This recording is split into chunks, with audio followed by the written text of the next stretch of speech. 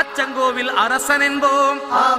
ஆரியங்காவு ஐயன் என்போம், குலத்து புலை பாலன் என்போம், எரிமேலி ஸ்ரீதர்ம சாஸ்தாவென்போம், சொரிமுத்து ஐயனார் அப்பன் என்போம், ஜோதிச ரூபன் என்போம், மகர்ஷி மர்தன் என்போம், மணிகண்ட சுவாமி என்போம், சுகுணவிலாசன் என்போம், சுந்தர ரூபன் என்போம், ஜாதி மத பேதமில்லா கடவுளாம், சத்திய வடிவான தெய்வமாம்,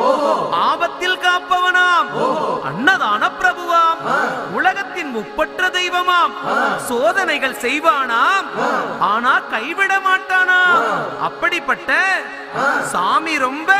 சிறுசையா, ஆனா சக்தி ரொம்ப